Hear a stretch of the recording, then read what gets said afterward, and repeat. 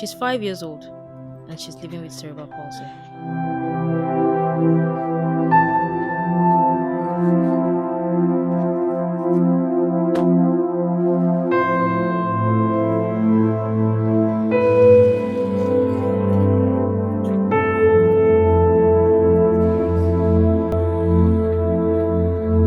My name is Inde.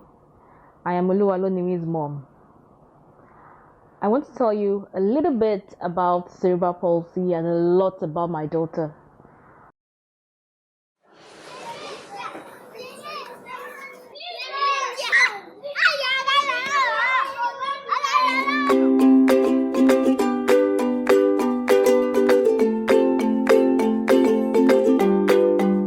Cerebral palsy results from damage to some part of the brain. This may happen when before the child was born, when the child was in the womb, or during childbirth, either due to prolonged labor and a woman was not able to have cesarean operation on time. It may result in the child being starved of oxygen in the brain and could result to cerebral palsy.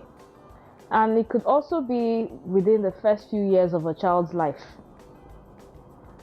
When I was pregnant with Oluwalonimi, I had preeclampsia, and preeclampsia is characterized by protein in the urine, swelling of the hands and legs, and high blood pressure. The result of this was that Oluwalonimi was born some weeks before her expected due date. She was very low weight. She was around 1.2 kg at birth. And while she was in the incubator, she suffered from apnea, which is a sleep disorder. At the age of 4 months, actually, I noticed that Oluwalonimi could not sustain her head. Her neck could not sustain her head. She couldn't carry it by herself. And by 8 months, after all the tests were carried out, she was diagnosed with cerebral palsy.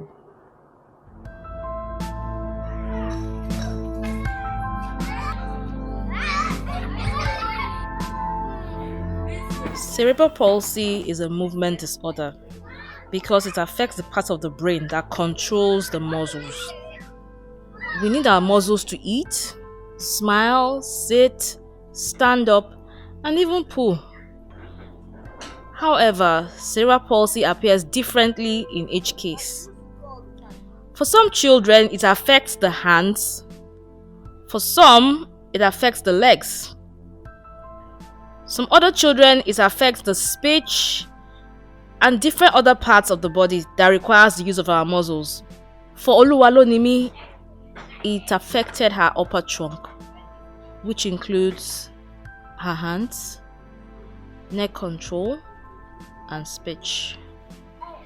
She also has involuntary head movement, but it didn't affect her ability to think and learn.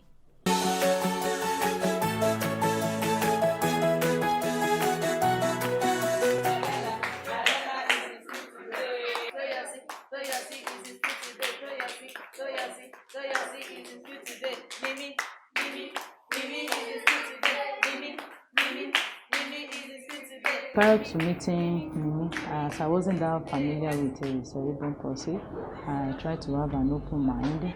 I welcomed her to school just like I would to any other child. I wasn't having any doubts because what I believe every child has potentials in them.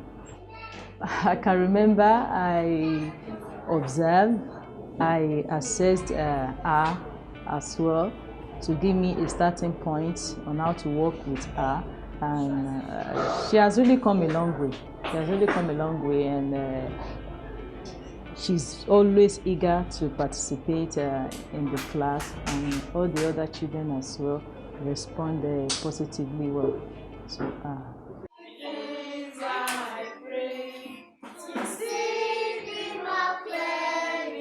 As a student, the difference is that she can't write, but every other thing she's really doing it. So The only difference is that she can write and she can communicate freely as the other children do, but in her own way, she do her best. Hello, Nimi.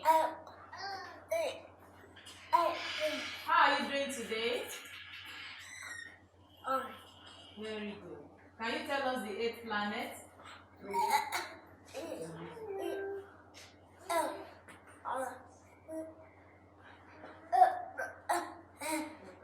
Calm down, yes.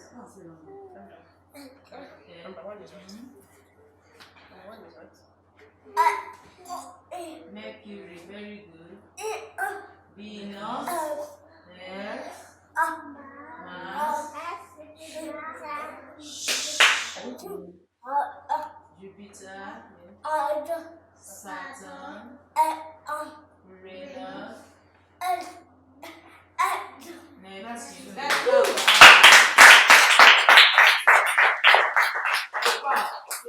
sing our... Yeah, well, like for this term, we have learned about our.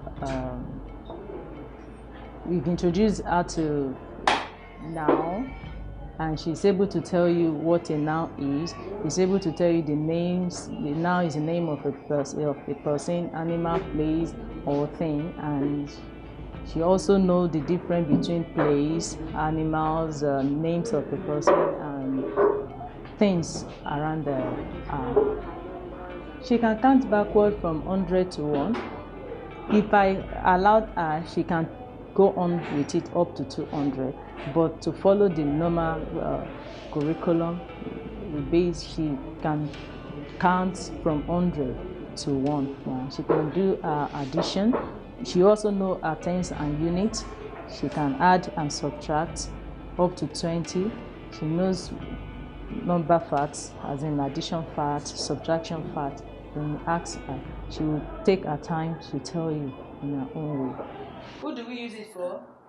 Very good. What's the next one?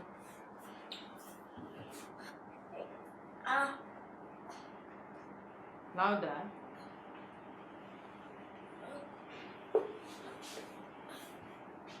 Calm down and say it, okay? What's the next one? What's the next one? We. Very good. Can you use it to make a sentence? Mm-hmm.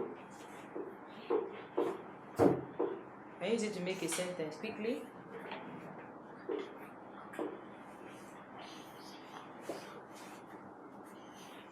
Calm down, Amy. Use it to make a sentence. We. Calm down. We. Are. In the class. Very good. Let's clap on Amy, please. My advice to the teachers is love what you do, be patient in observing every child's needs, and knowing that every child have abilities.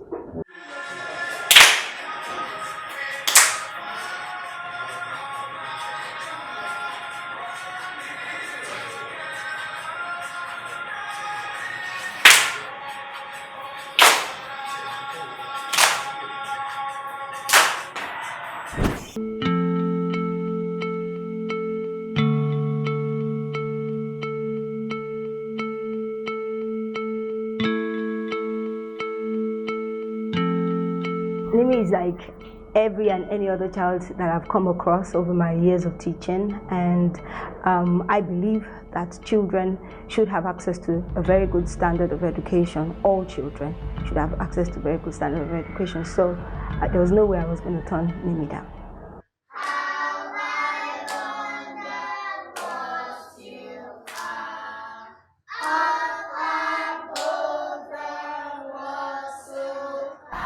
Well, having him in the school has been great, actually.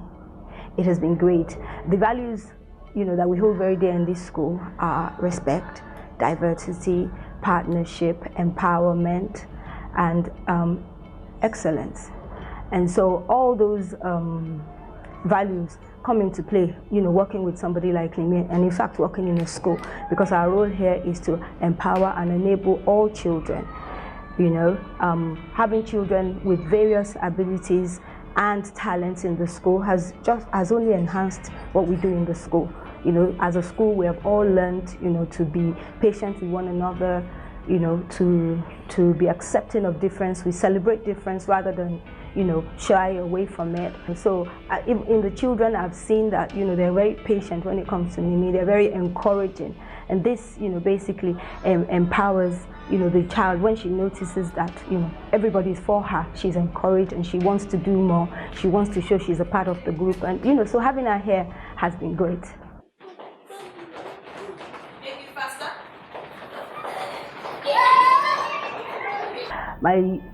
The first thing I would say to anyone not being an expert, in disabilities, is to have an open mind.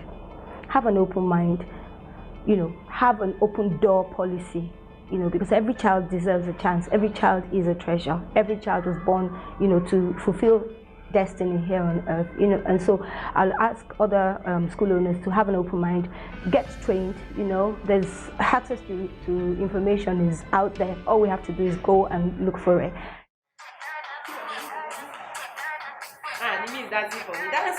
Obviously, it took us a while before we could, get a hang of where Nimi was coming from. As you know, initially I didn't know that much about cerebral palsy. I'd worked with children on the autistic spectrum. I'd worked with some children with attention deficit disorders, but cerebral palsy was quite new to me. So obviously I had to go and research. And initially I didn't quite understand, what I was doing. But as time passed and we working with Nimi, we realized that actually she was just absorbing a lot. She already knew quite a bit even before coming, but what I would maybe say in this instant is that, working with us has seen everything that she's been learning, perhaps even before she came here, and even while she's been here, we've actually helped to bring it out, which is through the nurturing, through the caring. So I've seen Nimi come. Now when Nimi comes to school, she's excited. When it's time for dance, in fact, if you don't notice her, she's just, you have to notice me.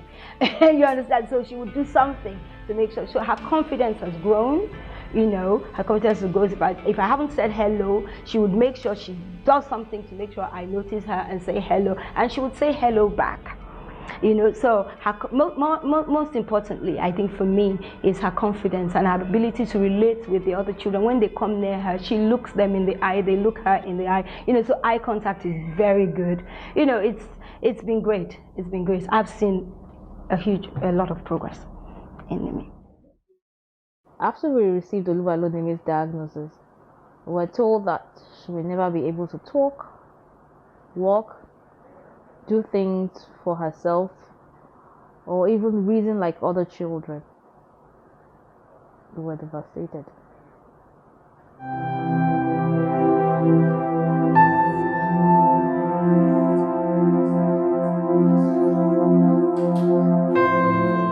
After a while, one of Nimi's therapists who had been working with her suggested that we enroll her in a mainstream school. I looked for a school around the house, and she started attending a school, a Montessori school, and she didn't give us any indication that she was learning anything, but we still kept her in school with her peers. Then in 2016, she was assaulted by her physiotherapist, and that was really scary. We were scared, so we withdrew her from everything. We withdrew her from school, from therapies, and we brought her home to care for her at home. We didn't want her out of our sight. Later on, I met Tobiloba Ajayi, and she encouraged me to let go of my fears and put me back in school. There was something she said. She said I couldn't hide her in the house forever. At a point, she had to learn how to be independent. And that was when I went out to look for another school for Nimi.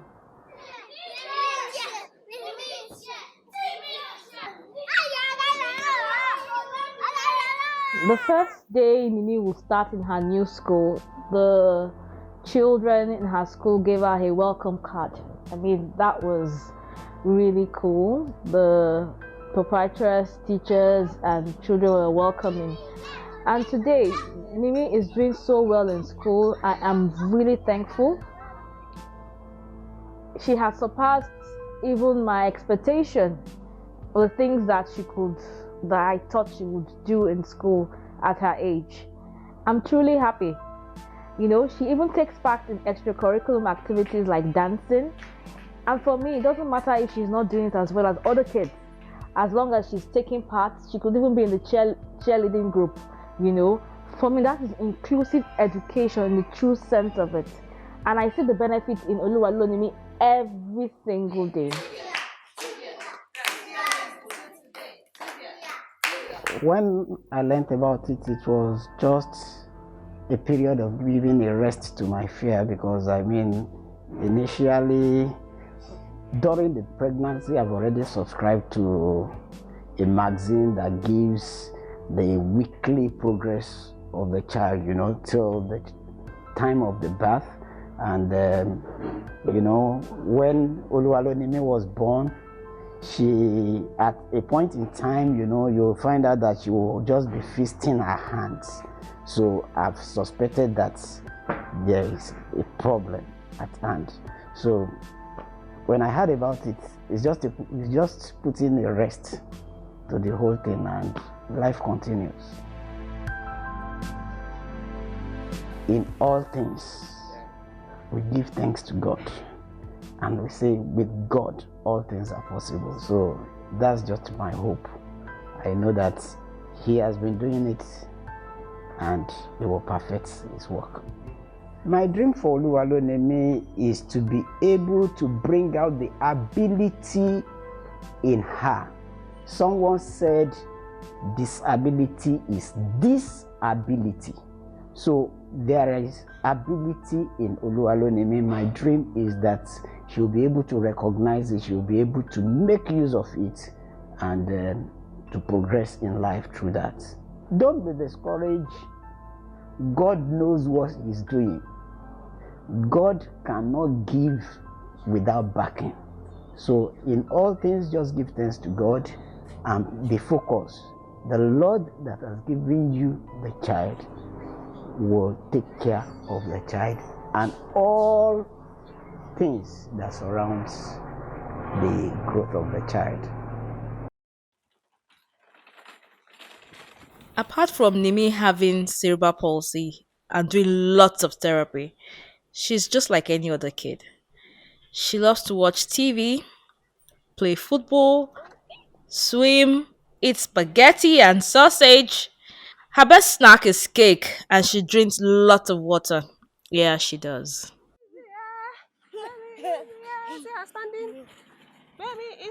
If we had assumed that Oluwalonimi could not learn and refused to educate her, we would never have realized her potentials today. The fact that a child has cerebral palsy doesn't mean that a child has intellectual disability. A child can learn even if the child cannot speak well, the child has speech impairment, the child has no hands or cannot use his or her hands. Nimi still has therapies. She has not stopped, but alongside she's getting an education. When I look at it, if the school she's attending today did not accept her, maybe she'll still be at home. I want to encourage all school owners to embrace inclusive education. It is a great opportunity for every child. I want to implore everyone to change their thinking about children with neurological disorder, such as cerebral palsy, autism, Down syndrome, and other disabilities. They are medical conditions and not an aftermath of sin or witchcraft. These children did not ask to be born this way. The least we could do is to show them love. I have written some books to promote inclusive education, as well as encourage children to show empathy to other children who have disabilities. My hope is to change the narrative about disability in Nigeria. Let's love without boundaries. Thank you.